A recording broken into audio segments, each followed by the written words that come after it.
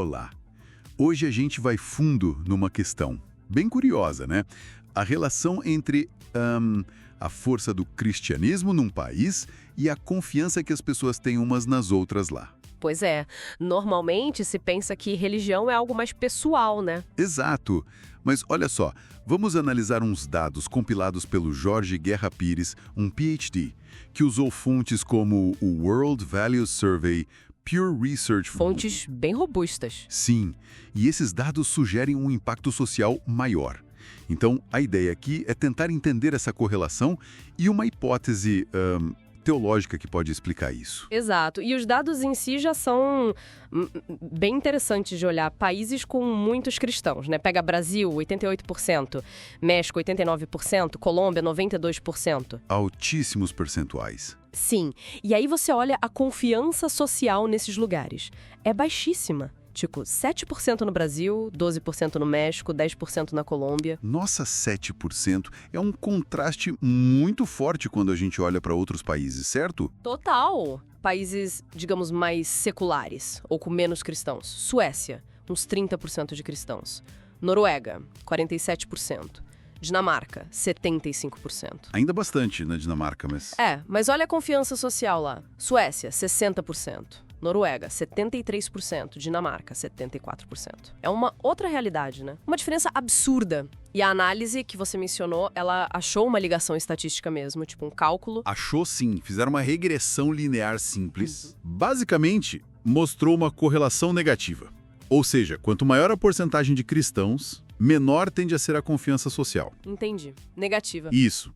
E o modelo estatístico, com um R² de 0,55, sugere que essa variável, a porcentagem de cristãos, explica mais da metade da variação na confiança. Mais de 50%, uau. Isso é bastante para ciências sociais, né? É bem significativo, sim. Claro, com relação não é causa, né? A gente sempre lembra disso. Fundamental. Mas então, qual é a explicação que essa análise do Pires propõe para esse fenômeno? Que, vamos combinar, pode parecer meio contraintuitivo para muita gente. A análise levanta uma hipótese que vem, da própria teologia cristã. É a doutrina do pecado original. Ah, a ideia de que o ser humano é inerentemente falho, ou tipo, inclinado para o mal. Exatamente essa ideia. O argumento é que essa visão de mundo, essa premissa, poderia, digamos, fomentar uma desconfiança básica entre as pessoas. Uma desconfiança generalizada. E como isso funcionaria na prática? A análise dá algum exemplo, alguma ilustração? Dá sim. Menciona uma conversa que o autor teve com um evangélico. Foi sugerido que ele doasse parte do dízimo para uma escola pública local. Ok. E aí? E ele recusou. Disse que confiava mais no pastor dele, colhe as contas, né? Ninguém audita, do que nos professores que fazem parte de um sistema público com alguma fiscalização, algum controle. Entendi.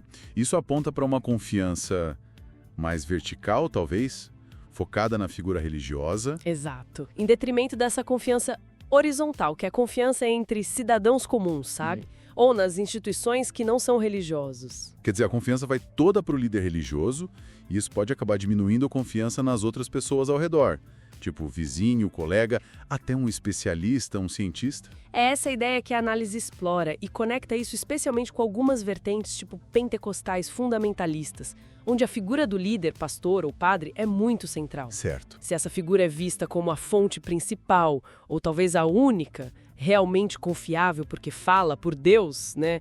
Isso pode, argumenta a análise, minar a confiança nos pares e também pode deslegitimar instituições seculares. Tipo a ciência, a educação pública. Sim. Que se baseiam em outros tipos de validação, não na fé ou na autoridade religiosa. Exatamente. Isso tem a ver com o que a análise chama de antropologia cristã. Que seria essa visão sobre a natureza humana dentro da teologia. Isso.